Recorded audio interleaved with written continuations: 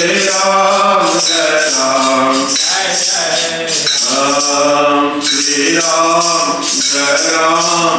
जय जय राम, श्री राम जय राम, जय जय राम, श्री राम जय राम, जय जय राम, श्री राम जय राम, जय जय राम, श्री राम जय राम, जय जय राम, श्री राम जय राम, जय जय राम, श्री राम जय राम, जय जय राम, श्री राम जय राम, जय जय राम, जय राम जय जय राम, श्री राम जय राम, जय जय राम, श्री राम जय राम, जय जय राम, श्री राम जय राम, जय जय राम, श्री राम जय राम, जय जय राम, श्री राम जय राम, जय जय राम, श्री राम जय राम, जय जय राम, श्री राम जय राम, जय जय राम, बोलो श्री राम जय राम, जय जय राम, बोलो श्री राम जय राम, जय जय राम, श्री राम जय राम, जय जय राम, श्री राम जय राम, जय जय राम, बोलो श्री राम जय राम, जय जय राम, श्री राम जय राम, जय जय राम, बोलो श्री राम जय राम, जय जय राम, श्री राम जय राम, जय जय राम, श्री राम जय राम, जय जय राम, श्री राम जय राम, जय जय राम, श्री राम जय राम, जय जय राम, श्री राम जय राम, जय जय राम,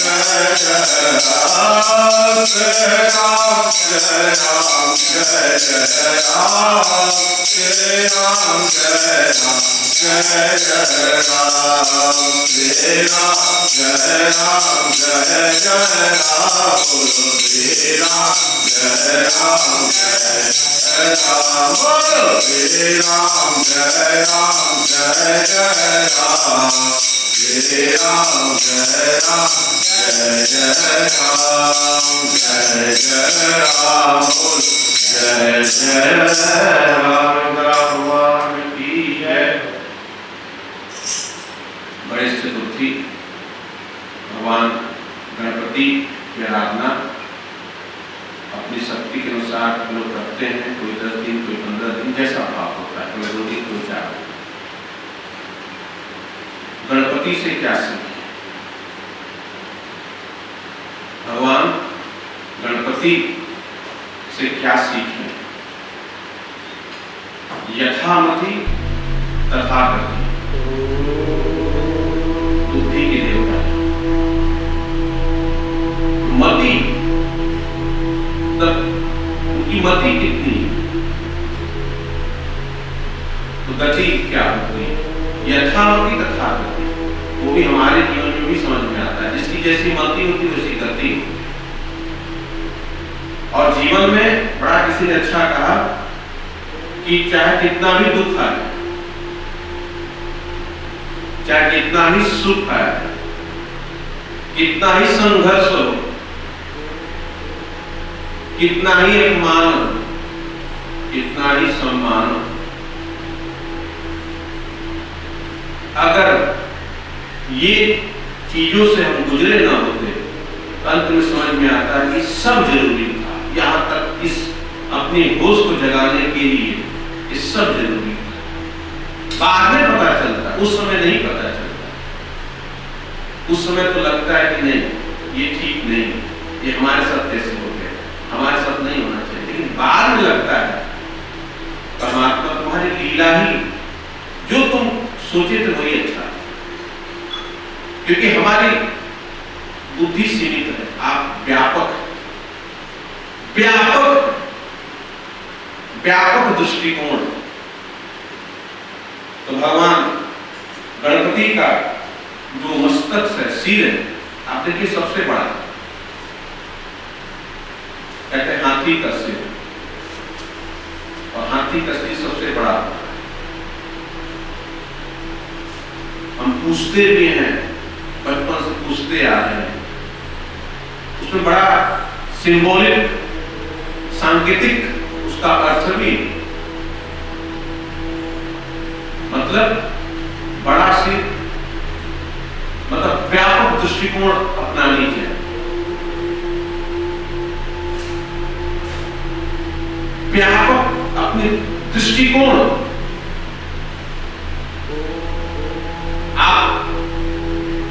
आपका ज्ञान, आपका बोध, आपकी बुद्धि, की सोच, आपके विचार जितने व्यापक होंगे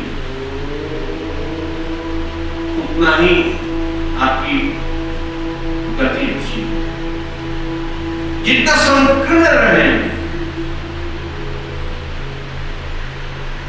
उतनी ही आपकी अवनति होगी। तो भगवान गणपति का जो मस्तक, जो सिर है, हमको अपने जीवन में ये शिक्षा देता है कि हम अपने जीवन में व्यापक दृष्टिकोण रखें, सूक्ष्म दृष्टिकोण न रखें। मतलब उदाहरण के स्वरूप, जैसे पहले चर्चा हुआ था कि घर गिर जाता है, लोग कहते हैं किस प्रकार से खून पसीना से घर बनाया गया और परमात्मा ने घर गिरा दिया। दृष्टि थी देखने, लेकिन उसी परिवार का मुखिया और परमात्मा को धन्यवाद देता है, कोई परमात्मा को उलाहना देता है, कोई धन्यवाद देता है। ये दृष्टिकोण। और अंत में पता चलता है कि नहीं, जो परिवार का मुखिया था, जो परमात्मा इस स्थिति में भी जीवन की कमाई सब लग गई और घर धराशायी हो गया, उसके बावजूद भी परमात्मा को धन्यवाद ज्ञापित करता है। परमात्मा बड़ी कृपा, घर चला गया लेकिन जीवन तो बच गया, जान है तो जहां, जीवन रहेगा तो बहुत कुछ हो सकता है, जीवन ही नहीं रहेगा तो मतलब ये दृष्टिकोण है अपनी। कोई हमको हमारा कोई अपमान कर दिया, अपमान तो हो गया, सामने वाले को हम बहुत प्रकार से रिएक्ट भी कर सकते हैं। हमारी दृष्टिकोण मति कैसी, दादू दयाल की अलग स्थिति। दादू दयाल तो कहते हैं निंदक को बड़ा अपना उपकारी मानते हैं, निंदक मेरा परोपकारी, दादू निंदा करो हमारी।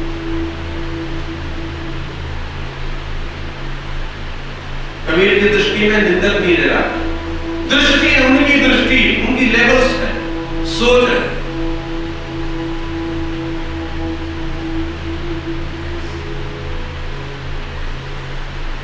अपनी मति के अनुसार, अपनी दृष्टि के अनुसार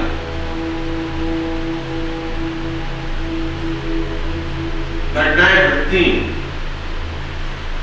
लेकिन हम किस प्रकार से पॉजिटिव ले रहे हैं, नेगेटिव ले रहे हैं, कैसे लेते घटनाएं घटे। तो व्यापक दृष्टिकोण का मतलब आप समझे होंगे इस दृष्टांत से, घटनाएं जीवन में आती कि हाउ टू रिएक्ट, कैसे हमको रिएक्ट करना है। तो अगर हमारी भगवान गणपति से सीखें कि हम चौकन्ने रहे, हमारी ऊंची सोच रहे, क्षुद्र सोच नहीं है, ऊंची सोच रहे, तो हम अपना व्यापक दृष्टिकोण कैसे बनाए। घटनाएं घटेंगी, लेकिन उसमें भी देखें इसमें क्या परमात्मा की लीला है, क्या हो सकता है, किस प्रकार से घटनाओं से हम निकल सकते हैं पॉजिटिव। तो निश्चित तौर पे हम भगवान गणपति से सीखेंगे, उनके बड़े मस्तक से, और ज्ञान रहेगा। ध्यान दीजिएगा, विघ्नहर्ता हम कहते हैं भगवान को, तो सारा तकलीफ आप देखेंगे, सारा जो तकलीफ है अज्ञान के कारण, अज्ञानता है। और भगवान गणपति अगर व्यापक दृष्टिकोण रहेगा, अगर ज्ञान रहेगा, तो आप कहीं न कहीं से कोई ना कोई रास्ता ढूंढ लेंगे। तो दिक्कत क्या है? अज्ञानता है। अगर भगवान हमारी सोच व्यापक हो जाएगी, तो कहीं न कहीं से हम किसी न किसी प्रकार से हमको रास्ता मिल जाए। तो हम इनसे ये सीखें। भगवान गणपति के आप देखेंगे सबको पता है, सब रोज करते भी हैं। अगर जो करते हैं इस प्रकार से व्यापक दृष्टिकोण रखते हैं, तो भगवान की महती कृपा है, महती कृपा है। हो नहीं पाता। कान भी और बड़े कान, आंख छोटी, बड़ा सिंबॉलिक है, सांकेतिक है, वो भी हमेशा पता चलता रहता है। तो सुनते हैं हम, क्या सुनते हैं? सुनना भी एक हमको किस प्रकार से क्या चीज सुनते हैं, और बड़ा जो झलना है, मतलब कान इधर उधर बराबर करते रहते हैं, छालते रहते हैं, उसमें बड़ा अर्थ होता है। लोग तो बोलते रहेंगे, भाई हम कहीं भी जाए दूसरे को सुनेंगे, लेकिन किस चीज को आत्मसात करना, किस चीज को बाहर एकांत सुनने का से निकाल देना, ये कहते हैं। तो क्या हमारे लिए सार्थक है, उपयोगी है? उन उपयोगी चीजों को ही आत्मसात करना, न कि कुछ भी कोई बोलता रहे और सबको हम चौकन्ने होकर के ध्यान से सुनते रहे और उसको आत्मसात करते नहीं। इसलिए ये जो मोमेंट होता रहता है कान का, ये भी एक हमको सिंबॉलिक इंडिकेट करता है कि सबसे हलिए, सबसे मिलिए, सबका लीजिए नाम, और हाथी हाथी कहते रहे बैठे अपने निष्ठान। हिलना मिलना है, लेकिन अपने लक्ष्य पर ही दृष्टि रखनी। ये सिंबल को सांकेतिक अर्थ दिखता है इसका, और भी कई व्यापक अर्थ हो सकते हैं। और उसके साथ साथ आंख छोटी, बारीक दृष्टिकोण, हर चीज को परखने की बारीकी से काम लेना। कितनी बारीकी से चीजों को हम ऑब्जर्व कर रहे हैं, देख रहे हैं, समझ रहे हैं, सीख रहे हैं। तो जो छोटी आंख है इंगित करती है, इतना बड़ा मस्तक है, लेकिन उसके बावजूद भी छोटी आंख तो हर चीज को बड़ी मेहर दृष्टि से, बड़ी सूक्ष्म दृष्टि से ऑब्जर्व करना, एनालाइज करना, देखना क्या वास्तव में ये सही है कि नहीं सही है,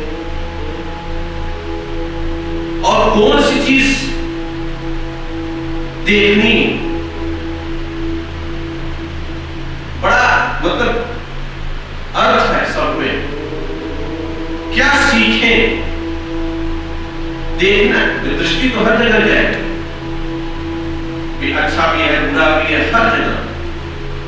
लेकिन हम देखना क्या है, हमारी दृष्टि कहां रुकती, जहां दृष्टि रुकेगी, जो सेंस फिर हमारे अंदर आएंगे, वैसा रिएक्शन होगा, वैसा काम होगा। तो वो बारीक दृष्टि कहां रखनी है?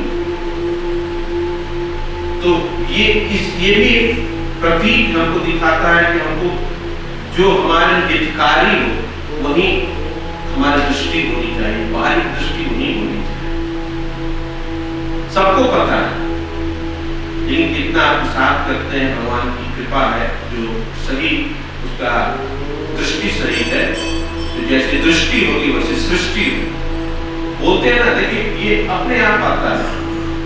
जैसे महामती यथामती तथा गति,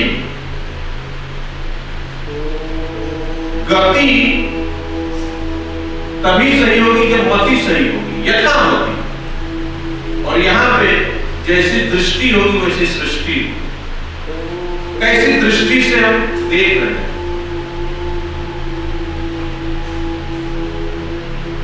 तो वैसी हमको सृष्टि में देखें। तेरे भावे जो करे भले बुरे संसार, तेरे भावे जो करे भले बुरो संसार। नारायण तू बैठ के अपने भवन बुहार। संसार में भला बुरा तो आपकी क्षमता है, हम परिवार वालों को नहीं रोक पाते, और संसार को कैसे रोक सकते? तो भला बुरा तो होता रहेगा। तेरे भाव में जो करे भले बुरे संसार। नारायण तू बैठ के अपने भवन बुहार। अपने भवन को हम कैसे बुहार लेते? तुम्हारी दृष्टि कैसी होगी वैसी सृष्टि होगी। और मुख पे कहते हैं कि जो सूंड है इसका भी बड़ा अर्थ है। ज्ञान और कर्म इंद्रियां बहुत कम ही ऐसा होता है कि साथ साथ होती है। गणपति में ये भी कि कोई भी चीज को बहुत जल्दी सुनकर समझ करके अपने को तुरंत ही उससे अपने को सुरक्षित कर लेना। एक तो ये अर्थ कि तुरंत ही ज्ञानेंद्रियों से जो भी ज्ञान मिला उससे तुरंत ही अपनी जो भी स्थिति परिस्थिति को कंट्रोल कर लेना, नियंत्रण में कर लेना। एक ये, दूसरा मुख पे सुन। एक अपने अपने भाव है। मुख पे सुन मतलब मुख पे सुन इसलिए कि बोला तब जाता, सुना अधिक जाता है। अपना एक अपने भाव लोगों के, ऐसा नहीं कि एक यूनिवर्सल है, इसलिए मुख पे सुन। कान दो मुख एक ये भी, कान दो और मुख, बोला कम जाता, सुना अधिक जाता। तो अपनी अपनी एक सांकेतिक अर्थ है और इसका कितना हम सदुपयोग करते हैं। भगवान गणपति का आप देखे होंगे उदर कितना बड़ा,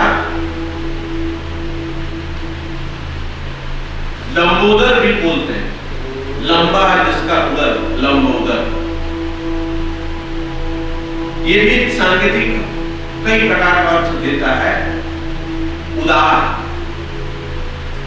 उदर, पेट को शुद्ध रूप से उदर बोलते हैं। तो उदर मतलब थोड़ा सा इसको व्याख्या करेंगे, बड़ा अच्छा लगा कि उदर से उदार, उदारता, जिसमें उदारता। अब उदारता का मतलब चीजों को पचाने की क्षमता, चीजों को पचाने की क्षमता। मतलब सामने वाला क्या चीजें अपमान हो रहा है, सम्मान हो रहा है, कि क्या बात हो रहा है, विवाद हो रहा है, कि भला बुरा, कि बुरा, हर चीज को पचा लेने की क्षमता। ये भी अर्थ कि जो भी चीज है, क्षमता एक सांकेतिक अर्थ है कि हर चीज को पचा लेने की क्षमता। कहते हैं कि बहुत एक हम लोग कहते हैं कि बात पेट में पसती है। हम यहाँ वहां लोगों से गाय फिरते हैं। लेकिन गणपति भगवान का जो लंबोदर है हमको एक शिक्षा ये देता है कि जो लोगों की कमियां, लोगों की जो दोष है, हमको भी कमी होती है, अच्छाई तो जल्दी नहीं बताते, कमी और दोष तुरंत ही कह देते हैं कि देखिए ये कमी है और ये दोष है। एक इस ये भी अर्थ है, इतना उदार है भगवान गणपति, इतना उदार है कि लोगों के दोषों को, त्रुटियों को भी, उनके अवहेलना को भी पचा लेते, रिएक्ट नहीं करते। कितना बालपन है, भोलापन। उनके मुख को देखिए, उनकी आंख को देखिए, भोलापन, बालपन। बल है, ध्यान दीजिएगा, हाथी में कितना बल है, लेकिन बल के साथ बालपन है, बल के साथ गंभीरता है। अपने आप देखिए, लगता है इतना व्यक्ति बलशाली हो, लेकिन उसके साथ वो भोलापन हो, बड़ा कृपा होती है। एक्चुअली परमात्मा की कृपा होती है, तभी दिखने को होता है कि आदमी बलशाली हो, बाहुबली हो, और बाहुबली के साथ साथ विनम्रता, बालपन, भोलापन हो। ये कहां मिलता है? बड़ी परमात्मा की सुमति होती है, तभी ये चीज हो पाती है, नहीं तो नहीं हो पाती। क्योंकि जहां बल होता है, कहें पद और मत साथ साथ आते हैं, दोनों भाई भाई होते हैं। पद मिलता है तो मद आ जाता है, परमात्मा की परम कृपा हो पाती है, तभी पद के साथ मद आता भी है, लेकिन नियंत्रित रहता है, कृपा होती है। तो हाँ, भगवान गणपति के मुख से इतने सांकेतिक शिक्षाएं, सिंबॉलिक, आरती दिखा दे, लड्डू चढ़ा दे, वो कर दे, ये तो अच्छा है, लेकिन व्यापक दृष्टिकोण अभी और यात्रा आगे चलेगी, लेकिन हमारी सोच भगवान गणपति से सीखें कि लोगों को हर चीज को सह लेने की क्षमता, पचा लेने की क्षमता, ये सीखें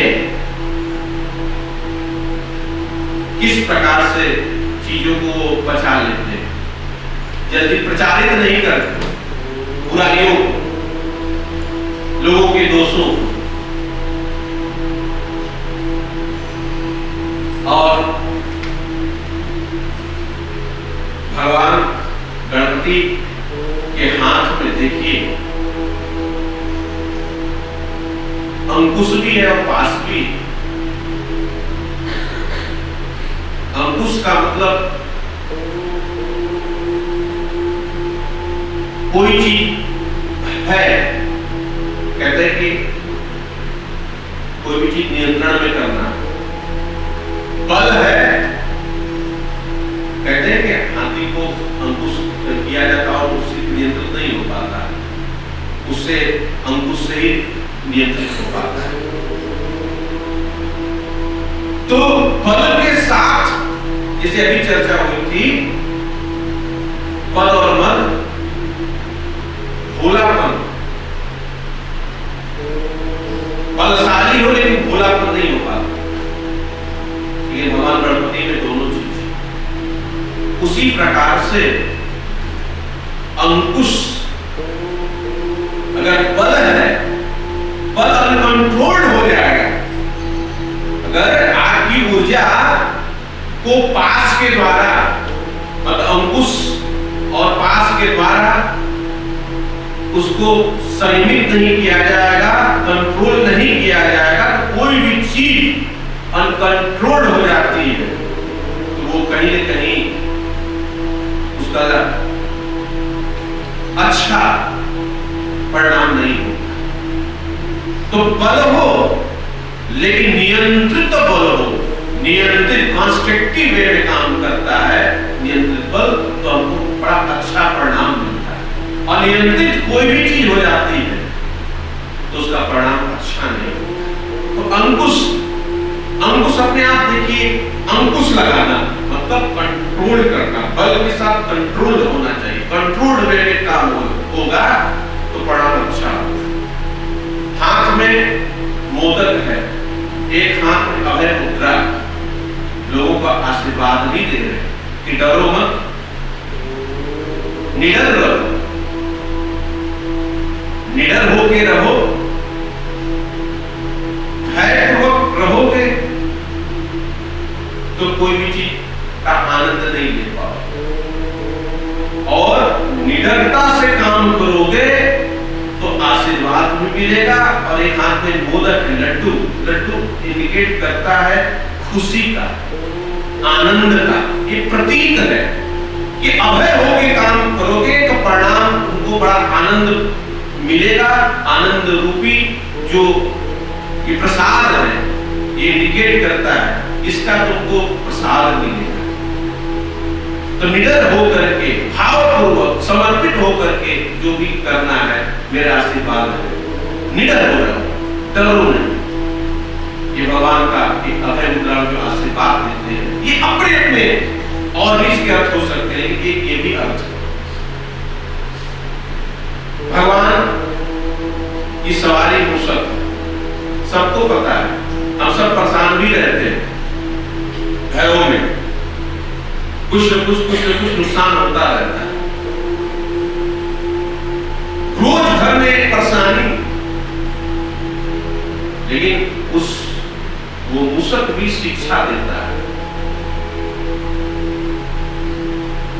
वो मूसक भी शिक्षा देता है कि अगर ज्ञान दीजिएगा तो जो ज्ञान है, भगवान कहते, गणपति को कहते हैं बुद्धि के देवता, तो बुद्धि कब होगी? मूसक मतलब एक आपको सांकेतिक अर्थ करता है, कोई चीज कुदरता रहता है। कुदरने का तात्पर्य होता है कि तर्क से, वितर्क से हमारी जो अज्ञान के आवरण को कुतरता है, परतों को कुतर देता है, अज्ञानता को कुतर देता है। जब अज्ञानता कुतर दी जाएगी, अज्ञानता दूर कर दी जाएगी, अज्ञानता आवरण हट जाएगा, तो भगवान अपने आप जो कुछ बचेगा वो ज्ञान होगा। और इसीलिए मतलब एक सिंबॉलिक, इतना बड़ा हाथी कहते हैं और सवारी मूसक, भगवान गणपति की सवारी, तो बड़ा इसका तात्विक आध्यात्मिक अर्थ भी। बुद्धि की देवता तभी है, ज्ञान व्यापक तभी है जब हम पूरी चीजों को तर्क से कुतर के देख ली कि क्या सही क्या गलत है, क्या सही क्या गलत है, कौन सा रास्ता सही है, तब जाकर के भगवान उस पर विराजमान होते हैं। तो मूसक सवारी का ये अर्थ कि मैं कुतरना, मैं क्या हूं, मैं क्या हूं,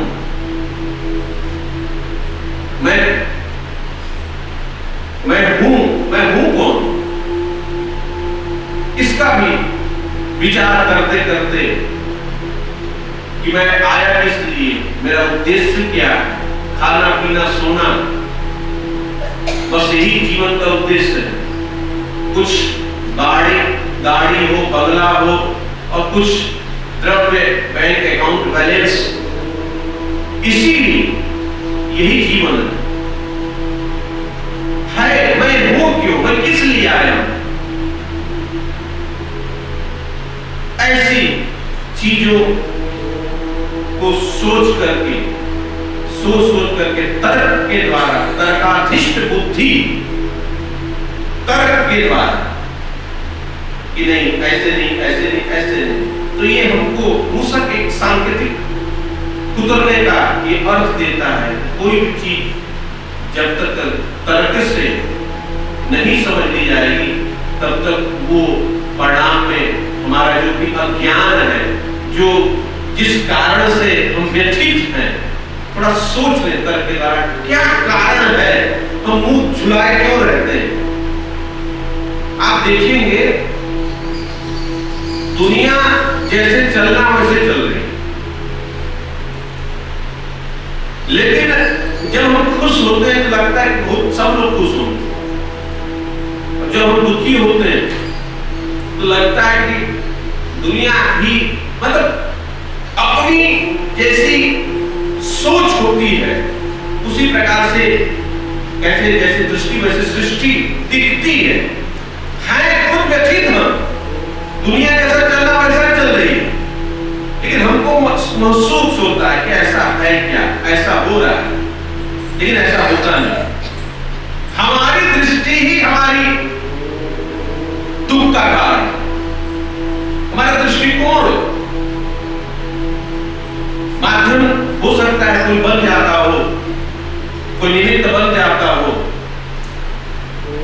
कोई ना कोई निमित्त तो बनेगा, ऐसा नहीं होगा, कोई आरोपण तो करना पड़ेगा कि नहीं ये इनके कारण हुआ, इनके कारण। लेकिन तात्विक रूप से देखें तो मूल में अगर हमारा ही दृष्टि रहती, किस प्रकार से चीजों को लेते, किस प्रकार से लेते, ये बहुत बड़ा चीज है। भगवान बुद्ध को कोई गाली देता है, अब इतने बड़े संत को, महात्मा को बड़ी सभा में कोई गाली दे, जिसकी इतनी महिमा भगवत तुल्य लोग समझते हैं, तो क्या गति होगी उसमें। कोई भी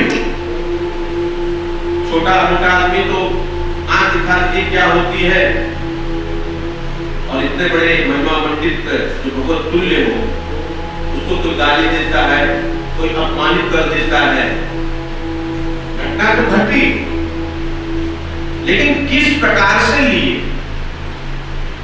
और जिस प्रकार से लिए इसी कारण की चर्चा। चीजें तो होंगी, लेकिन हाउ टू रिएक्ट,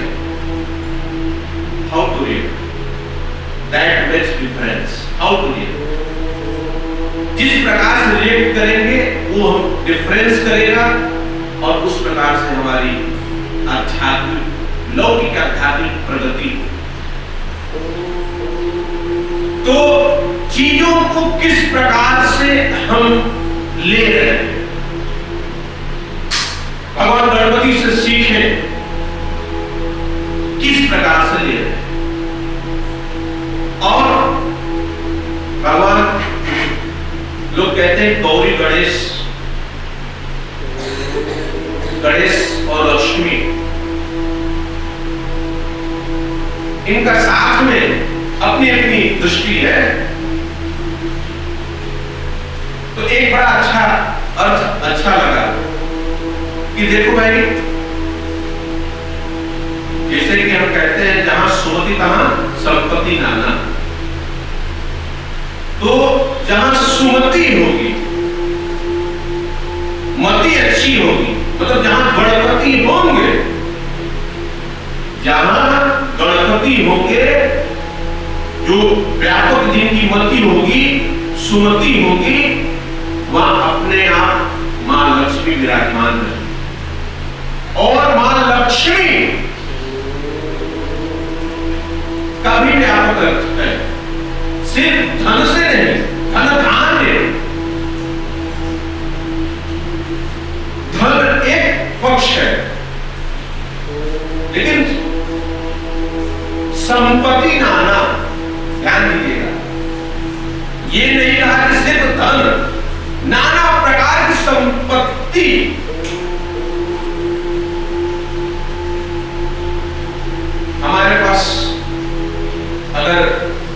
भगवान का प्रेम हो जाए, भक्ति हो जाए, तो कहते हैं कि इससे बढ़कर कुछ है ही नहीं, इससे बढ़कर कुछ नहीं।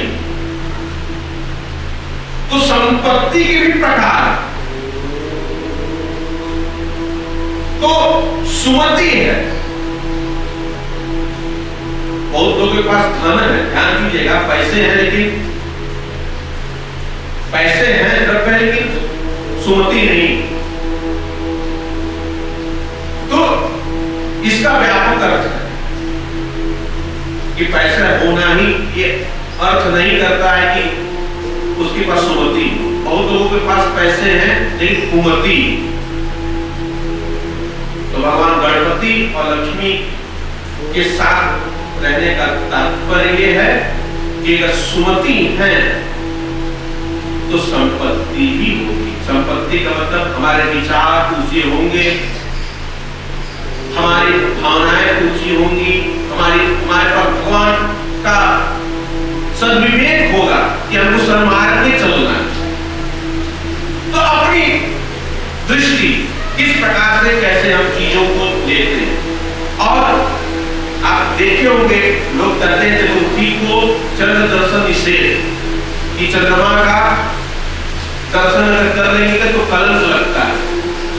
तो लोग उपाय बताते हैं कि जो भागवत में भगवान कृष्ण को कलंक लगा था, तो ये कथा जो सत्राजीत इस मेंढक मणि की कथा सुनने को कहा जाता कि चतुर्थी के दिन अगर चंद्र दिख जाए तो थोड़ा सा अगर ये कथा सुन लेंगे तो आप उसका दोष नहीं लगता।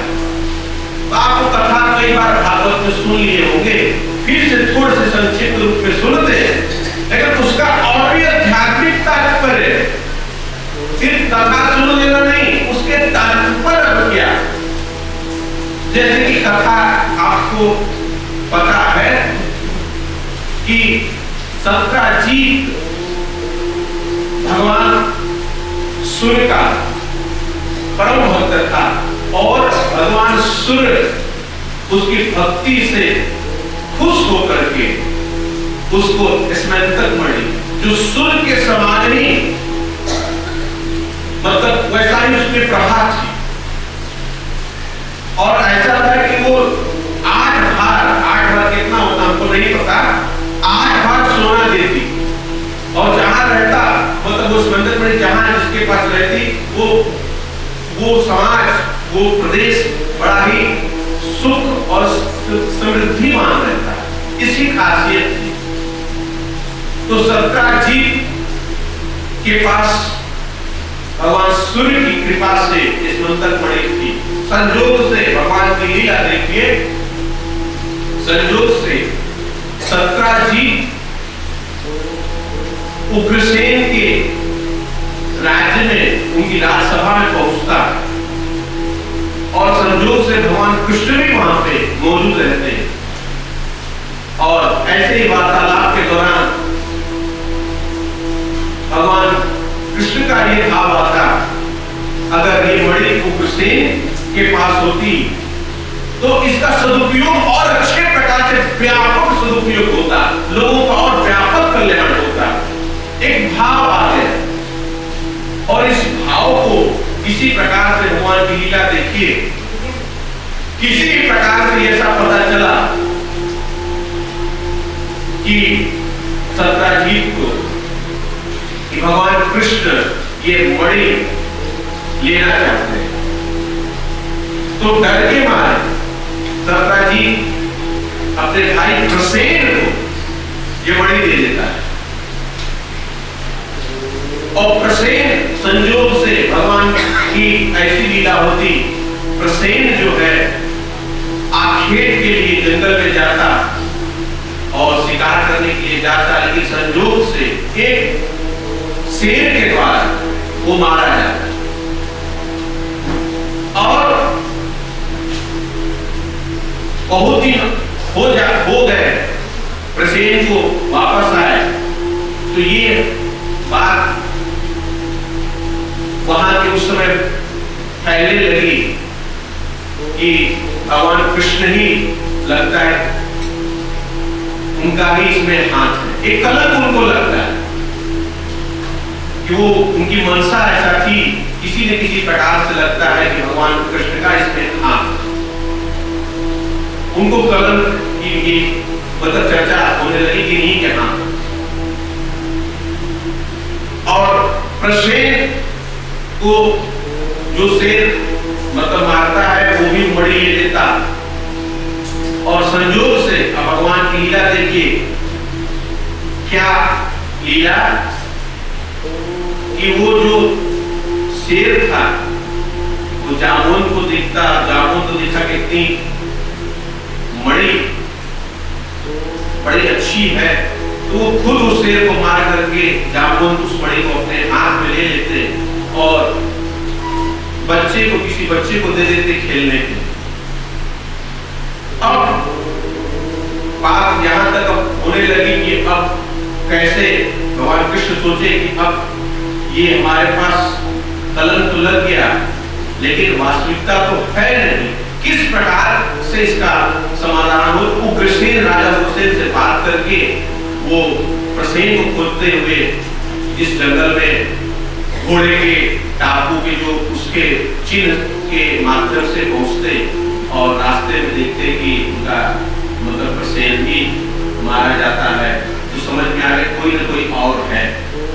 तो शेर के पद चिन्ह से लगता है उनको पता चला कि शेर मारा, तो शेर के पद चिन्ह से खोजते खोजते उनके साथ कुछ और भी लोग थे, तो पता चला कि शेर भी कहीं मरा दिखा।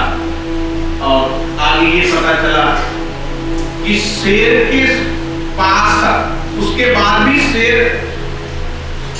जब मरा दिखा तो कोई ना कोई और मणि को ले गया, तो उसके पद चिन्ह के को देख करके भगवान और उनके जो और भी साथी लोग थे आगे एक गुफा के नजदीक पहुंचते और पता चलता कि इस गुफा में कोई है। तो भगवान कृष्ण लोगों को कहते कि मैं जा रहा हूं, अगर कुछ दिन बाद वापस नहीं आऊंगा तो आप समझ लीजिएगा।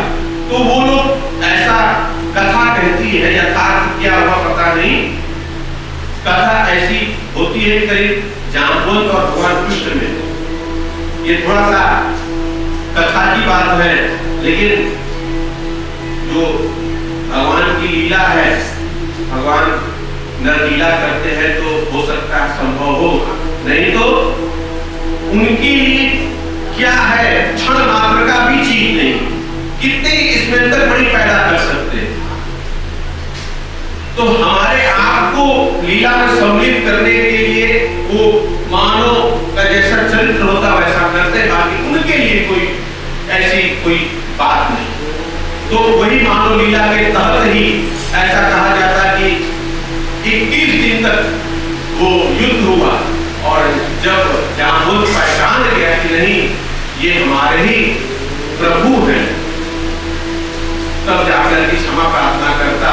और उस दौरान जो भगवान कृष्ण के साथ लोग आए थे जान लेके लगता है कि अब कृष्ण भी वापस नहीं आ पाएंगे, जाकर के सब लोग वहां पर द्वारका में जाकर के बता देते हैं कि अब मुश्किल है, बड़ा सब लोग दुखी होते हैं, जैसा था वहां पर जो सूचना मिली।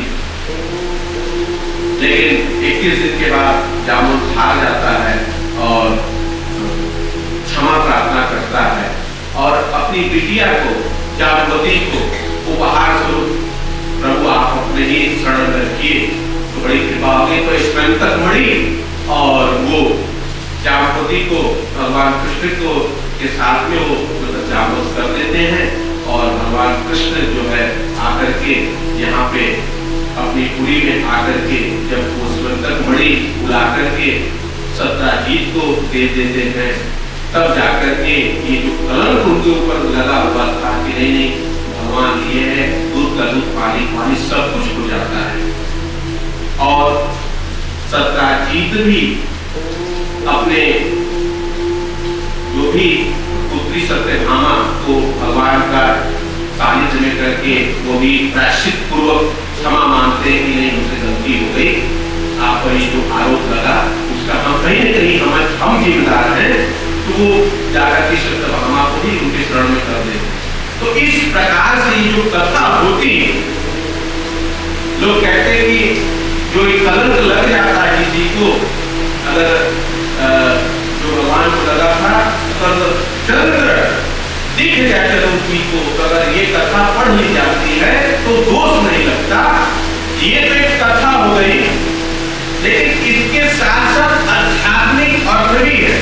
ध्यान दीजिएगा, इसका आध्यात्मिक ये अर्थ है कि गणपति को देख करके चंद्रमा मुस्कुराए, गणपति को देख करके चंद्रमा मुस्कुराए, और भगवान गणपति ने उनको श्राप दे दिया, ऐसा एक कथानक भी। तो इसका आध्यात्मिक ये तात्पर्य है कि अगर बुद्धि, विवेक बुद्धि है आपके पास, तो उस समय मन का जो चंचलपन है वो नहीं चल, वहां उसका चंचलापन जो है वो उचित नहीं। विवेक बुद्धि है तो उस समय मन का जो चंचलापन वो उचित नहीं होता। इस कारण से ये तर्क दिया जाता कि अगर कोई ऊंचे स्तर का जो भी अपना विवेक से, अपनी बुद्धि से अगर कोई चीज वहां पर हो रही है, तो जो उत्स्फूर्त मन है, अगर वो वहां पर आकर के किसी को परेशान करता है तो उसको दंड का भागी होना पड़ता है।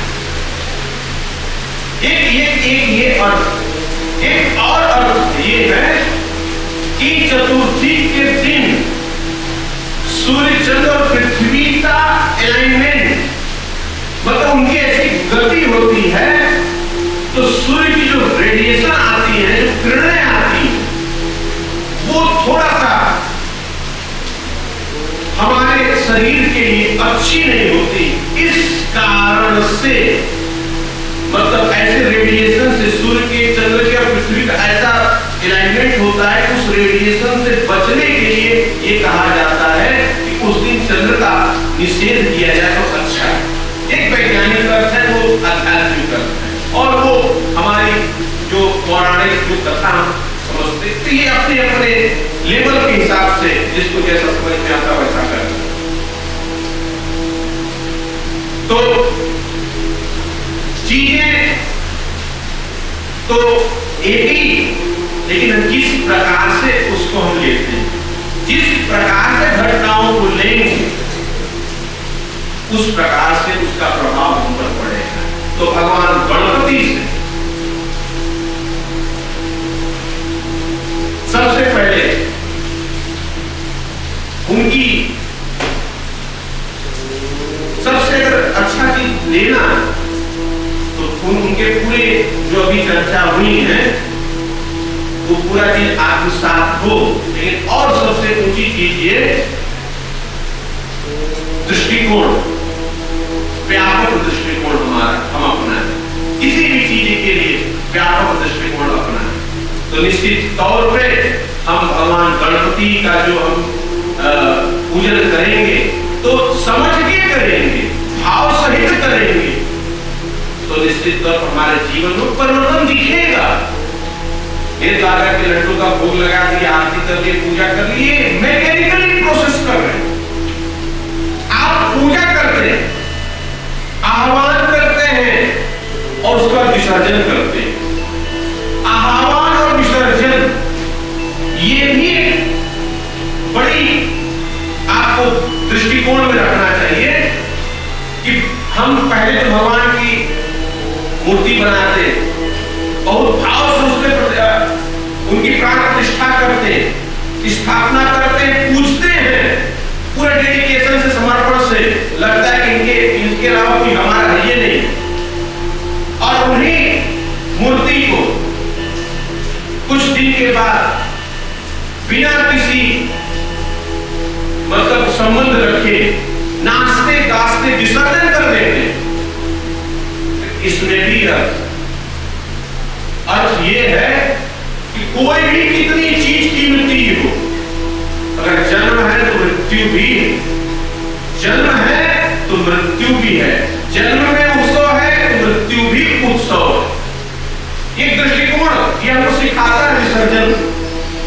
कि कोई भी चीज कितनी कीमती है, रहेगी नहीं, वो जाएगी।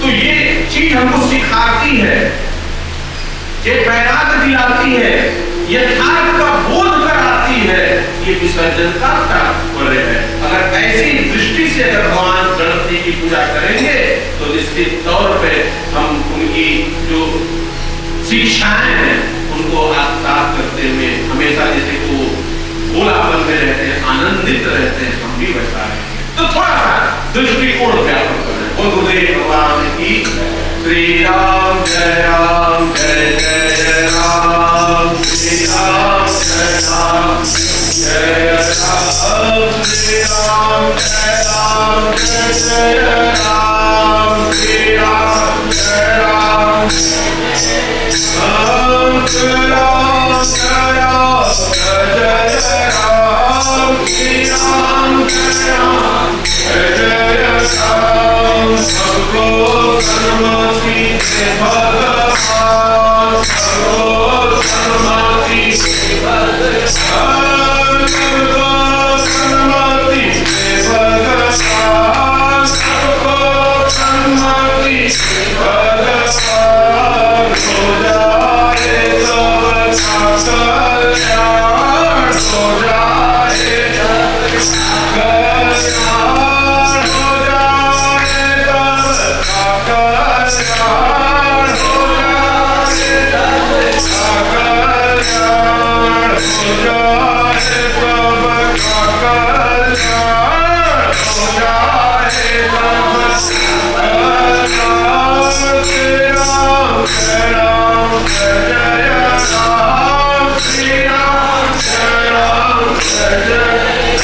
राम, श्री राम जय राम जय जय राम, श्री राम जय राम जय जय राम, श्री राम जय राम जय जय राम, श्री राम जय राम जय जय राम, श्री राम जय राम जय जय राम, श्री राम जय राम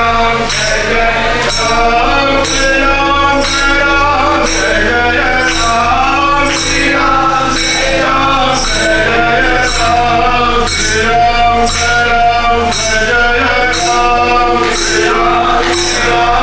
जय राम, श्री राम जय राम जय जय राम, श्री राम जय राम जय जय राम, श्री राम जय राम जय जय राम, श्री राम जय राम जय जय राम, श्री राम जय राम जय जय राम, श्री राम जय राम जय जय राम, श्री राम जय राम जय जय राम, श्री राम जय राम जय जय राम। भगवान की जय, गुरुदेव भगवान की जय, भगवान की जय, गुरु महाराज की जय, गुरु महाराज की जय, स्वामी महाराज की जय, आनंद मंडली की जय, आश्रम की जय, समस्त देवताओं की जय, समस्त सिद्धियों की जय, त्रिवेणी क्षेत्र की जय, अंगद भगवान की जय, अंतर भगवान की जय, गणपति भगवान की जय, धर्म की जय, धर्म की जय, धर्म की जय।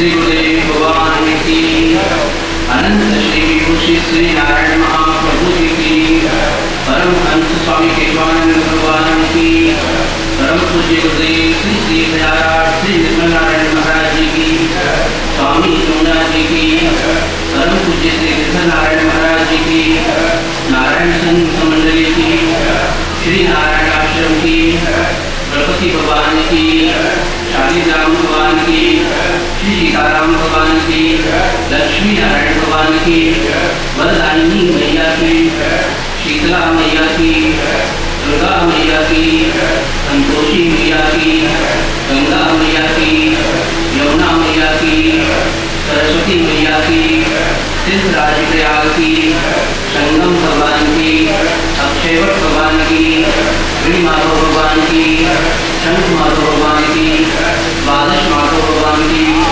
समस्त देवी देवताओं की, समस्त बाल भगवान की, आध्यात्म केंद्र की, आध्यात्म विद्या की, धर्म की, धर्म की, धर्म की। त्वमेव माता च पिता त्वमेव,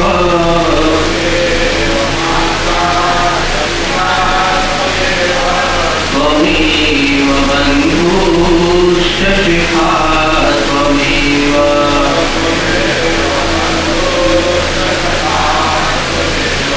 त्वमेव विद्या द्रविणं त्वमेव,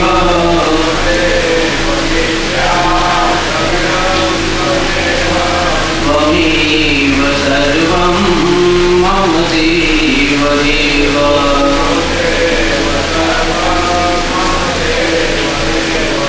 गुरुर्ब्रह्मा गुरुर्विष्णु गुरुर्देवो महेश्वरः,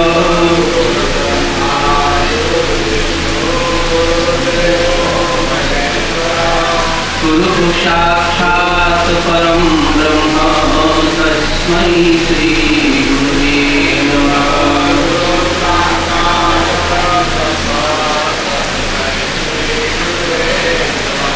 आप तरे भव सिंधु से और हीरे मुतराय,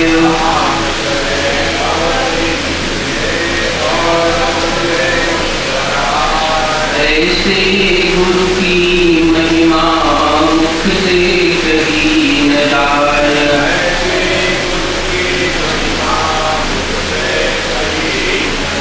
श्री गुरुदेव भगवान की, हे परमात्मा, हे परमेश्वर, श्री सद्गुरु भगवान दया करके आप हमें ऐसी शक्ति प्रदान कीजिए जिससे नित्यदिन हर पल आपकी समस्त आज्ञाओं का पालन कर सके, आपके द्वारा किए हुए कर्मों को नियमित समय पर पूर्ण कर सके।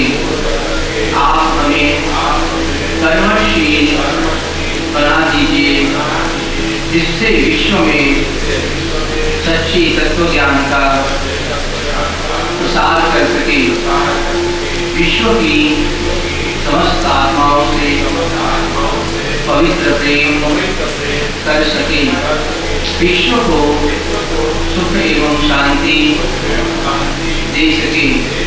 हे सद्गुरु भगवान, आप हम पर ऐसी दया कीजिए जिससे हम सब आपकी कृपा पात्र बन सके, निष्दिन हर पल आपके अनुकूल बने रहें, हमारे मन का समस्त अज्ञान दूर हो, आपके साक्षात ईश्वर स्वरूप का दर्शन कर सके। श्री गुरुदेव भगवान की जय। परम पूज्य श्री महाराज जी के आदेश से हम सभी साधकों के लिए 3 बातें, नियम, साधन और सत्संग परम आवश्यक है। सभी साधक पर नियम बनाकर साधन करें, नियम बनाकर सत्संग करें। ये भगवान गुरुदेव की वाणी है और गुरु वाणी का श्रवण, मनन और निधिध्यासन करते रहना चाहिए। जो गुरुदेव ने कहा उसे हम सुने, मन में घुराएं और जीवन में उतारें। को जीवन का सूत्र मानने वाले जब इस प्रकार के शिष्य मिलते हैं तो उनको भी बड़ी प्रसन्नता होती है। पात्र सुयोग्य होना चाहिए, और यही कारण है कि कई बार ये देखने में आता है कि शिष्य को गुरु खोजते हुए आते हैं। जैसे हम नारायण महाप्रभु जी के बारे में जानते हैं कि आपके गुरु केशवानंद महाराज आपको खोजते हुए आए, 20 वर्ष पहले भी आए थे। समय समय पर उनको पता है कि हमारा शिष्य अवतरित हो चुका, जन्म ले चुका, और हमें अब उसको सही मार्ग दिखाने का समय है। अगर हम थोड़ा और पहले जाएं तो रामकृष्ण परमहंस के ही गुरु तोतापुरी जी ऐसे ही जब वो अपने माँ काली के मंदिर की सीढ़ियों पर बैठे थे तो आकर के उनसे कहा था, मैं तुम्हें इसकी आगे की यात्रा करा सकता हूँ।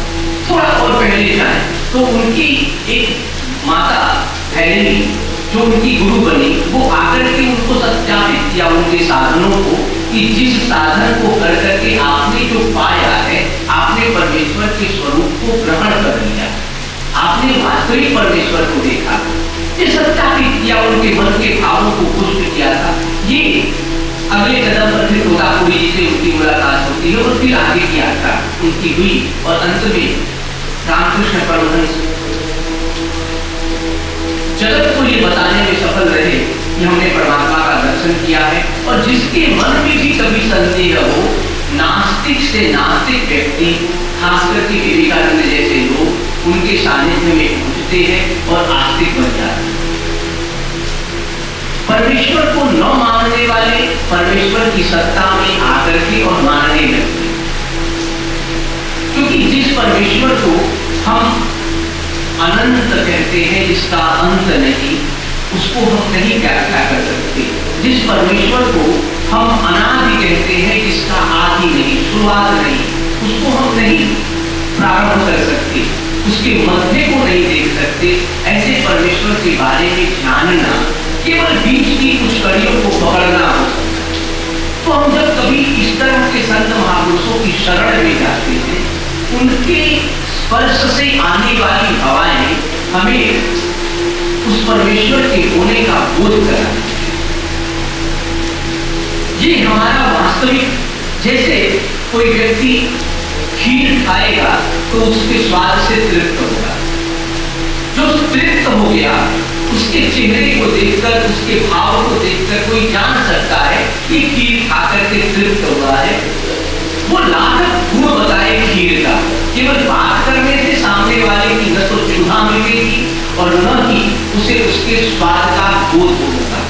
लेकिन जब इसीलिए कहते हैं सत्संग करने से उस खीर के बारे में जानकारी मिलती है, कैसा है, संग में रह करके थोड़ा अनुभव आता है, थोड़े छींटे पड़ते हैं। लेकिन जब ऐसा तत्वदर्शी गुरु मिल जाता है तो कबीरदास जैसे लोग, सहजोबाई जैसे लोग, मीराबाई जैसे लोग, सूरदास जैसे लोग इन अपने गुरु की व्याख्या में, उनके गुणानुवाद में इतने तक कह डालते हैं कि अगर गुरु गोविंद दो खड़े काफी लागू पाए बलि आदि गुरु आपने गोविंद दियो बताए। हम दोनों में अगर तुलना करें कि परमेश्वर बड़ा कि गुरु बड़ा, तो फिर अंत में दिखता है कि नहीं, गुरु ही बड़ा, जिसने परमेश्वर का बोध कराया।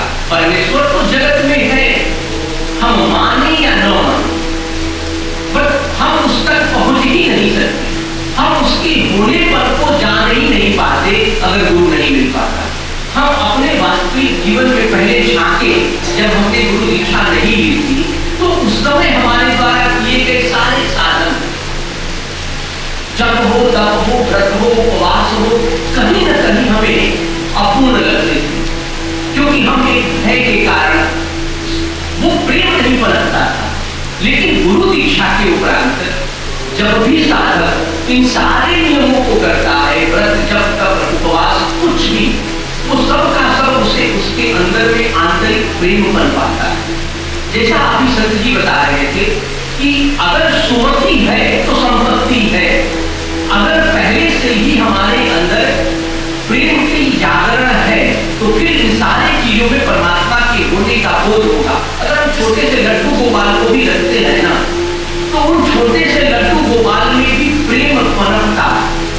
लेकिन अगर गुरु दीक्षा नहीं ग्रहण किया है तो वो एक केवल वास्तविक, जैसा संत जी कह रहे हैं, मैकेनिकल प्रोसेस रह जाता है। हम रोज सुबह उठते हैं, नहाते हैं, धोते, पूजा करते, हनुमान चालीसा पढ़ते और फिर बाकी के क्रियाकलाप को करते। लेकिन गुरु धारण कर लेने के उपरांत संत जी लोग अक्सर कहा करते थे कि भैया जैसे अग्नि न जल रही हो और आप आहुति देते जाओ, वो आहुति का अर्थ नहीं आप कहां आहुति दे रहे हो। अग्नि जली ही नहीं अपनी कुंड में, ओम स्वाहा और आपने द्रव्य डाल दिया, उसको द्रव्य को ही आगे इकट्ठा होना।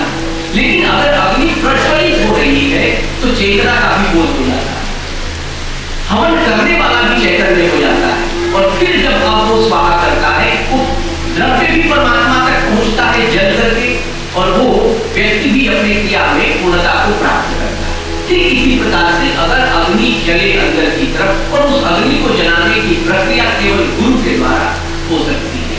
गुरु दृष्टिपात से, गुरु स्पर्श से, गुरु सानिध्य मात्र से, सत्संग से। तभी तो कबीरदास जी को कहना पड़ा कि तीर्थ गए थे एक फल, संत मिले फल चार, सदगुरु मिले अनंत फल, कहत कबीर विचार। हम लोग केवल बातों में कह डालते हैं कि उस कबीरदास जी को आप ध्यान देंगे तो कबीरदास जी ने गुरु की खोज कैसे की थी।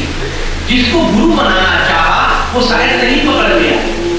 तो ये पता चला कि सुबह सुबह गंगा जी की घाट पर सीढ़ियों पर से होते हुए गंगा स्नान को जाते हैं, अंधेरे में वो देख नहीं पाएंगे, घाट की सीढ़ियों पर लेते हैं।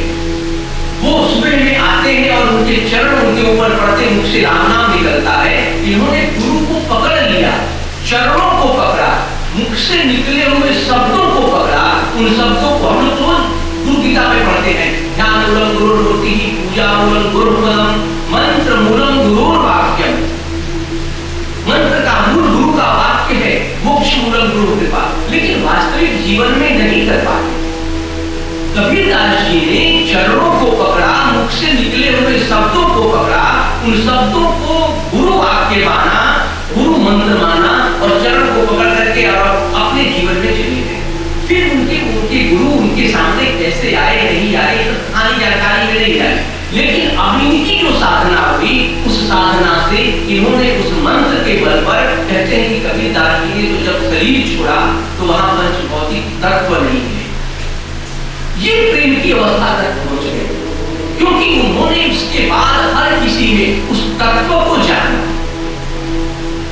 उस तत्व को जानने का बोध बना। ध्यान देने योग्य बात है, उस तत्व तक पहुंच गए। फिर आप संसार की देखते होंगे, कागज पाथर जोड़ के मस्जिद लियो चुनाए, काचन मुल्ला भाग से बैठा हुआ खुदा है। इस तरह की बहुत सारे ज्ञान उपदेश की, क्या बैठा हो गया खुदा, आपको चिल्लाना पड़ता है। पाथर पूछे हरी मिले तो मैं पूजू पहाड़, ऐसा भी कह डाला। तो ध्यान देने योग्य बात यह है कि हम उसको तत्व से जाने, और तत्व से जानने के लिए उसके प्रति हमारा प्रेम पनपना चाहिए। और प्रेम को पनपाने के लिए हमारे अंदर खुद स्वतः अगर ये बोध नहीं, ये भाव नहीं, तो फिर ये नहीं जान पाएंगे। भगवान कृष्ण ने गीता में अर्जुन से कहा था कि अर्जुन, बिना मर्म को जाने हुए किए गए अभ्यास से ज्ञान श्रेष्ठ है। अर्थ ये हुआ कि अगर आप जानते ही नहीं प्रक्रिया, जैसा अभी संत जी बता रहे थे, गणेश जी का विसर्जन करने जा रहे और खूब नाच रहे हैं, गा रहे हैं, भक्ति में जा रहे हैं, उन्हें पता ही नहीं कि हम नाच क्यों रहे। इस नाचने से गणेश जी प्रसन्न होंगे कि नहीं होंगे, गणेश जी का आशीर्वाद मिलेगा कि नहीं मिलेगा, और वो कैसे मिलता है, इसको तत्व से जानने वाले महात्मा केवल इसको दृष्टि से देख करके ही आनंदित हो जाते। गणेश जी के चरणों में प्रीति लग जाती होगी और उस संसार के उस मर्म को भी जान जाते कि ये कितना समरूप है। सूर्य उगते समय भी लाल, डूबते समय भी लाल, बिल्कुल एक रस है। तो महात्मा जन ज्ञान की दृष्टि से संसार के कर्मों को देखते हैं और इसीलिए उसमें निर्लेप भाव से बिना आसक्त हुए अपने जीवन को जीते। लेकिन जिन महापुरुषों ने, जिन शिष्यों ने, जिन भक्तों ने अपनी प्रीति इन महापुरुषों से लगाई, उन्होंने अपने अंदर के अज्ञान को दूर होने का रास्ता पाया। भगवान गुरुदेव के सानिध्य में जब नारायण महाप्रभु जी यहाँ तपस्या करते थे, तब यहाँ पर सुख और सुविधा नाम की कोई चीज नहीं। हमने तो भक्तों के मुख से सुना है जी कि राम नाम जैसा दिव्य यज्ञ गुरुदेव भगवान ने किया, इतना तक चढ़ता था, सब जितना भी फल चढ़े, नारायण महाप्रभु की सारे शिष्य मंडली में जितने बच्चे थे उन बच्चों को बुलाए और एक पैर से इधर आपका हिस्सा है, ये वाला आपका हिस्सा, ये आपका हिस्सा, अंदर संतों के लिए साधकों के लिए कुछ नहीं छोड़ते, जो है वहीं पे बांट करके सबको निपटा देते।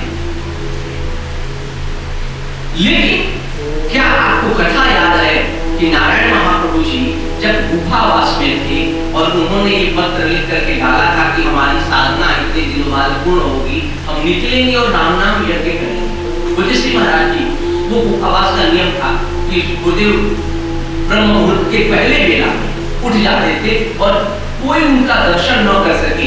एक व्यक्ति कितना मतलब अद्भुत समय और क्षण रहा होगा, समय से पहले साधक कितना सचेत रहा होगा, उठ करके जाना है, लालटेन लेकर के आगे आना है, केवल लालटेन की रोशनी दिखेगी, हमारी छाया न दिखेगी होते, क्योंकि उनके अज्ञातवास में रहने का संकल्प है। आगे जा रहे हैं, पीछे उनके हटते ही उनके गुफा के अंदर भगवान की मूर्ति का साफ सफाई करना, पूरा पूजा के स्थान को ठीक करना, पूजा लगा करके रखना, और गुरुदेव क्या ग्रहण करते किसी को पता नहीं। इस तरह की व्यवस्था करने वाले उन महापुरुषों ने भी कितना तपस्या किया होगा। ये क्रम 1 दिन 2 दिन 3 दिन 4 दिन नहीं चला। क्या प्रेम था गुरुदेव के प्रति, और किस भाव से कुछ भी अपने शरीर का, खाने पीने का, सुविधाओं का ध्यान नहीं रखता। और फिर नारायण महाप्रभु जी एक पत्र कागज पर लिख करके और अगले दिन के लिए छोड़ जाते हैं, हम निकलेंगे तो फिर ये इतना बड़ा यज्ञ करना है। जब आश्रम में अपने घर से लाई हुई चीजों को नहीं रखते तो द्रव्य की आवश्यकता होती यज्ञ के लिए, फिर वो कैसे होगा? ध्यान देंगे, दादा गुरु केशवानंद भगवान नारायण महाप्रभु जी को जब साथ में रखते और प्रारंभिक दिनों में साधना की जो जो लीलाएं करते थे, नारायण महाप्रभु जी अपने शिष्यों के साथ में बिल्कुल वैसी ही लीलाएं करते। पत्र लिख करके आ गया कि इतने दिनों के बाद राम नाम यज्ञ होना है, ये व्यवस्था होगी, 5 कुंडली यज्ञ है, 10 जितने भी जैसी व्यवस्था जो भी उन्होंने लिख करके आदेश दिया। तो द्रव्य की बात आएगी, अरे यज्ञ के लिए पर्चे छपवाए जाएंगे, उसकी व्यवस्था करा। किसी को बुला करके भक्त को कहा कि संतों ने, तो उसने कहा कि पहले द्रव्य तो दीजिए, एडवांस देना पड़ेगा। उसकी व्यवस्था नहीं, काम वहीं पे रुक जाता। और हम दुनिया वाले, हम अगर संसार के कोई गृहस्थ की बात हो तो आगे सोच ही नहीं सकता, क्योंकि उसी से सारे कार्य होंगे। हुआ क्या? लेकिन संत महापुरुष कैसे कैसे चमत्कार करते हैं, लीलाएं करते हैं, करके दिखाते हैं कि इसी संसार में सकल पदार्थ यही जगवान, इसी संसार में सब पदार्थ। गुरुदेव असंभव को मानते ही नहीं थे। अगले दिन की कथा होती है कि नारायण महाप्रभु जी की वो साधिका आगे आगे निकलती, लालटेन लेकर के, गुरुदेव भगवान पीछे पीछे, उनके पीछे जो वस्त्र लेकर के जाने का जिसका नियम होगा वो वस्त्र लेकर जा रहा है। अंदर की तरफ सफाई करते हुए पूज्य महाराज जी जो भी सेवा में थे, उनको वहां पे फूलों के बीच से 500 रुपए मिलते। अब ये कौन सा चमत्कार, कहां से क्या फूल पैसे बदल जाता है? नारायण महाप्रभु जी जो इतने दिनों से गुफावास में थे, वहां पे पैसा कैसे छोड़ लाए? तो संसार में प्रकृति हर तरह की व्यवस्था करती है, अगर जीव इस तत्व को ठीक से समझ पाए। अगर वही लक्ष्मी नारायण है, नारायण का वही सेवक, कैसे लक्ष्मी से अलग नारायण को देख पाएगा? अगर नारायण है तो लक्ष्मी चरण दबा रही होगी, व्यवस्थाएं अपने आप होती हैं। जैसा संत जी ने कहा कि जहां सुमति तब संपत्ति नाना, अगर आपस में प्रेम है, प्रेम भाव का ये प्रतिफल है कि सुमति है, सुबुद्धि है, तो संपत्ति की व्यवस्था हो जाएगी, अपने आप आ जाता है, ठहर जाता है और उपयोग में लाने लायक बना रहता है। लेकिन ऐसे महापुरुष जहां पे हो ही ना, वहां पे भी उत्पन्न हो जाता है, अपनी लीलाएं करके यही दिखा जाते हैं। भगवान कृष्ण के जन्म को देखेंगे तो भगवान कृष्ण ने कितनी तरह की जड़ता की हमारी चीजों को दूर किया जब उन्होंने इंद्र की पूजा रुकवाई। हम एक अलग दिशा में जा रहे थे, हम मोहवश बस इंद्र की पूजा करते थे, ना किए तो बारिश नहीं होगी तो खेत कैसे चलेगा। भगवान कृष्ण ने उसको रोका, नहीं, प्रेम वश करो, इंद्र की जगह गोवर्धन की करो। लेकिन प्रेम पनपना चाहिए। उस पूजा में प्रेम की उत्पत्ति हृदय में होनी चाहिए। अगर हमने सत्संग किया और हृदय में ज्ञान नहीं हुआ तो कोई मतलब नहीं। अगर हमने साधन किया और मन का मैल नहीं हटा तो बहुत बड़ा फायदा नहीं। साधन करने का मतलब मन सदा मन परमात्मा के चरणों का अनुरागी बना, हृदय में प्रेम पनपा, अरे नेत्रों से अश्रु बहना चाहिए। साधन करने का ये फल है। परमात्मा के प्रति प्रेम उपजना चाहिए, ये साधन करने का फल है। लेकिन होता क्या है, हम इन सब साधनों के बाद थोड़ी सी सिद्धि तुरंत मिलती है जी। जो अभी संत जी बता रहे थे, गणेश जी के साथ रिद्धि सिद्धि हर समय थोड़ा सा भी साधन करेंगे, सुमति होगी, बुद्धि ठीक होगी, मन ठीक होगा। मन और बुद्धि के ठीक होते ही, परमात्मा के चरणों का अनुरागी बनते ही तुरंत अगला फल क्या होता है, हमारे मनोरथ पूरे होने लगते हैं। हमने जो भी इच्छा रखी, इसकी कमी तो वो आ जाता, उसकी कमी तो वो भी आने लगता, फल मिलने लग जाते हैं। अगर हम सब का सब केवल परमात्मा के प्रति प्रेम करने लगते हैं तो दृष्टांतों की कमी नहीं है। केवल फूलों के बीच से 500 का नोट आ जाता है। अगले दिन की राम नाम की यात्रा के लिए, राम नाम की शोभा के लिए, राम नाम की यज्ञ के लिए। और उस राम नाम की यज्ञ में इतनी कहानियां पढ़ी हमने गुरुदेव भगवान के समय का कि लाखों लाखों लोग एक साथ बैठ करके खाना खाते थे, प्रसाद भंडारा ग्रहण करते थे। वो उन्होंने 4 भागों में उस यज्ञ को बांट रखा था। पहले के शुरू के 1/4 टाइम को, पहले के 10 दिनों को उन्होंने, या 7 दिनों को, 7 दिनों का कार्यक्रम था, तो हाँ 7 दिनों का कार्यक्रम था। उसमें उन्होंने 12 अक्षर मंत्र जाप का विधान रखा। अगले के 7 दिनों में उन्होंने भागवत पारायण रखा। फिर अगले के 7 दिनों में संतों का सानिध्य, संतों का सत्संग रखा। इस प्रकार के कार्यक्रम रखे थे। और जो यज्ञ चल रहा था उसमें 51 ब्राह्मणों को रख करके गुरुदेव भगवान ने यज्ञ कराया था। जहाँ द्रव्य था ही नहीं, वहाँ द्रव्य का इतना बड़ा यज्ञ शुरुआत कैसे हुआ, अंत तक पहुंचा कैसे। तो श्री महाराज जी ने नारायण शब्दावली में तो लिखा है कि 51 ब्राह्मणों को 10,000 रुपए देने की अंतिम दिन दक्षिणा की बारी थी और ये कार्य कैसे सफल हुआ। लेकिन जब इस प्रकार का संकल्प लिया जाता है, नारायण के होने का बोध, हम गृहस्थ लोग पता नहीं क्यों समझ नहीं पाते इस चीज को। सारी व्यवस्था परमात्मा खुद करता, फिर भी देखने के बाद भी अगली बार हम नहीं मान पाते इस चीज को। ब्राह्मणों के लिए 10,000 रुपए की व्यवस्था, जहां 1 रुपये अपने पास नहीं रखते थे, फिर से पूरी व्यवस्था हो जाती। तो तुरंत का आता, तुरंत की तुरंत व्यवस्था हो जाती। इधर इच्छा नहीं हुई, जो भी अगर मन में कोई संकल्प ले ले ऐसे महात्मा जन, तो फिर उनके संकल्प को पूर्ण करने के लिए प्रकृति स्वयं चल करके तैयार हो जाती है। दादा गुरुकेशवानंद भगवान अपने यहाँ मनोरमा जी थी, अक्सर कहानी सुनाया करती थी कि भैया दादा गुरुकेशवानंद भगवान की हम लोग माला बनाते थे वहाँ पे, और माला बनाते बनाते दादा गुरु के जैकेट में ना किसी का हाथ डाल के कुछ पैसा निकाल लेते। लेकिन जब दादा गुरु नहीं बोले होते थे तो हम किसी भी जैकेट के किसी पॉकेट में हाथ डाले, कुछ ना निकलने वाला, सब खंगाल डाले, कुछ नहीं निकलता। लेकिन फिर जब दादा गुरु बोलते जाओ उसी पॉकेट में है पैसा निकाल लो, तो अब की बार हाथ डालते तो उसी में से पैसा निकलता था। हम तो कई बार कथा पढ़े हैं, सुनाए हैं, कथा कही गई है कि जब नारायण महाप्रभु जी को मार्ग के लिए प्रस्थान करना था, दादा गुरु भेज देते हैं आप जाओ, और फिर अपनी कुटिया में जाते हैं, कहीं से कुछ पैसे ला करके दे देते हैं। वो इस प्रकार की छोटी छोटी बातें जिन्हें हम चमत्कार कहते हैं, उनके लिए तो हाथ का मैल था,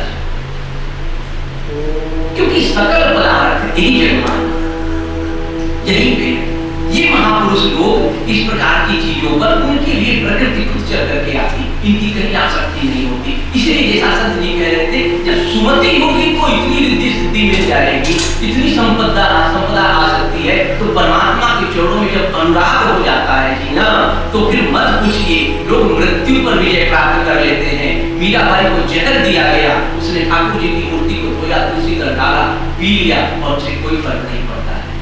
हम तो कथा इसीलिए रोज सत्संग में हम लोग याद करें कि प्रहलाद को उठाकर के गोद में लेकर के अग्नि से न जलने का संकल्प और सिद्धि लेने वाली होलिका जल जाती है, प्रहलाद फिर भी बचा रहता है। तो परमात्मा की भक्ति से बड़ा इस संसार में कुछ भी नहीं है। हरि जिस प्रकार मछली जल में बिल्कुल सुरक्षित है, उसी प्रकार हरि की शरणागति, परमात्मा की शरणागति, जैसा हम कृष्ण भगवान के जीवन चरित्र में देखते हैं कि पांडव कुछ नहीं किए, केवल कृष्ण को मांगा तो कृष्ण निहत्था हो, कुछ न करता हो। इसी प्रकार अपना छोटा सा गोपाल जी वो कुछ नहीं करते लेकिन सब कुछ करते हैं। वो परमात्मा बिनु पग चले सुने बिनु गाना, कर बिन कर्म करे विधि नाना। और नारायण महाप्रभु जी ना अपने माघ के महीने में कई बार के बात आकर के महावाणी में कह जाते थे कि ये लुगाई लोग तो अपने मेहनत की बातें करते हैं, सब कुछ तो हम कर करके करते हैं। तो वो छोटे से गोपाल जी आज भी हम तो जब से देख रहे हैं कि कभी भी चाहे वो छोटे छोटे बालकों के रूप में, बड़े बड़े बच्चों के रूप में, जैसे भी हो, इस आश्रम में कभी भी इनकी कमी नहीं हो। हमने हर दौर देखा, जब से अपनी वो संभाला 2001 से इस आश्रम में जब मैं देख रहा हूँ, तब एक बच्चों का ग्रुप था, उसके बाद दूसरे बच्चों का ग्रुप था, उसके बाद तीसरे बच्चों का ग्रुप था, फिर चौथे बच्चों का ग्रुप था। और फिर भी वो बाल गोपाल आज भी उसी प्रकार से इस सेवा में, चाहे जिन बंदों को भेज करके करते हो, वो अपना सब काम करते रहते हैं। तो हमें अपनी दृष्टि को खोलना है और ये साधन की सफलता है। साधन करने से हृदय निर्मल होगा, परमात्मा का बोध होगा, परमात्मा के बारे में हम जान पाएंगे, उनको विचरते हुए देख पाएंगे जी। इसी दृष्टि के लिए हमें साधन करना पड़ता है। नियम से साधन करें, नियम से सत्संग करें, अंतःकरण निर्मल होगा, बुद्धि भी निर्मल होगी। और फिर इस संसार में जैसा संत जी ने भी कहा कि हम जिस दृष्टिकोण से देखते हैं उसी दृष्टिकोण से संसार को समझ पाते हैं। जैसी दृष्टि वैसी सृष्टि, और परमात्मा विचर रहा है, हम नहीं देख पाते। आप ध्यान दें, गोस्वामी तुलसीदास जी हनुमान जी का दर्शन करवाए उसी राम जी की कथा में, जब उस प्रेत ने बताया था कि वहां पीछे आके बैठे, तो बहुत लोग बैठते हैं उस कथा में, आकर के चले जाते हैं। अपने गुरुदेव भगवान नारायण महाप्रभु जी की समाधि के उपरांत माघ मेले में हर जगह अपने संत जन कैसे आचरण करते थे, तुलसी महाराज जी कैसे आचरण करते थे, गुरुदेव के प्रति अनन्य प्रेम का इससे बड़ा कोई उदाहरण नहीं हो सकता। तो आवश्यकता है हम अपने मन को निर्मल करें, जितना अधिक से अधिक साधन करके, और फिर परमात्मा के चरणों का प्रेम अगर हृदय में उपजे तो इसे साधन की सिद्धि मिलती। तो मैं बहुत प्रेम से गुरुदेव सहारा बन जाओ, गुरुदेव सहारा बन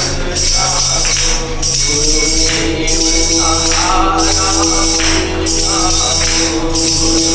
सहारा बन जाओ, गुरुदेव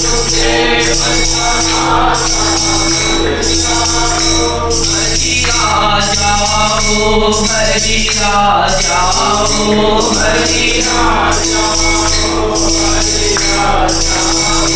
मेरी नैया पार लगा जाओ, तेरी नैया पार लगा जाओ, प्रभु आप किनारा बन जाओ, प्रभु आप किनारा बन जाओ, गुरुदेव सहारा बन जाओ, हरि आ जाओ, हरि आ जाओ, गुरुदेव सहारा बन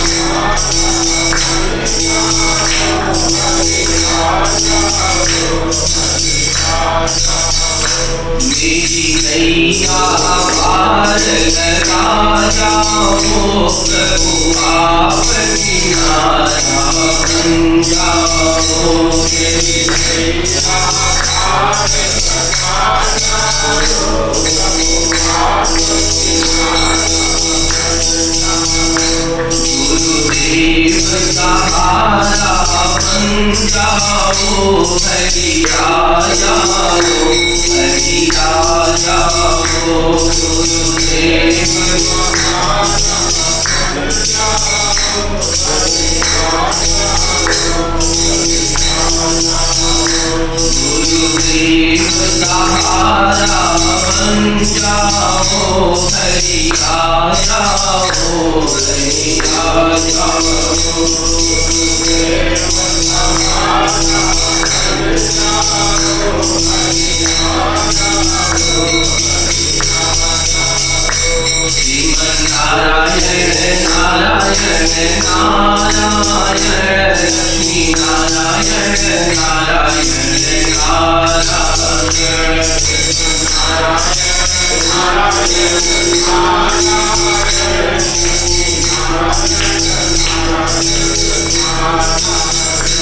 गुरुवर नारायण नारायण नारायण, गुरु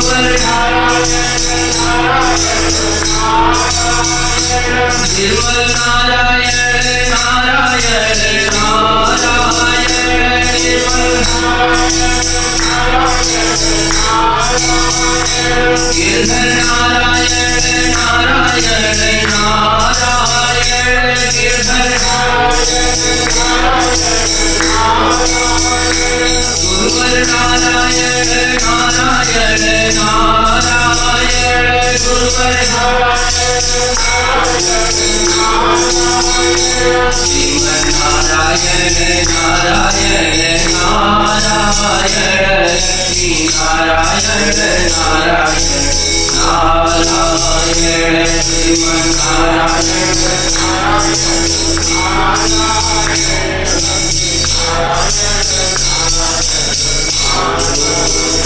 श्री गुरुदेव भगवान की, श्री नारायण महाप्रभु जी की, स्वामी केशवानंद भगवान की, श्री निर्मल नारायण महाराज जी की, श्री गिरधर नारायण महाराज जी की, स्वामी यमुना जी की, नारायण संत मंडली की, श्री नारायण आश्रम की, समस्त देवी देवताओं की, समस्त बाल गोपाल भगवान की, आध्यात्म केंद्र की, आध्यात्म विद्या की, धर्म की, धर्म की, धर्म की, हरि बोल जय।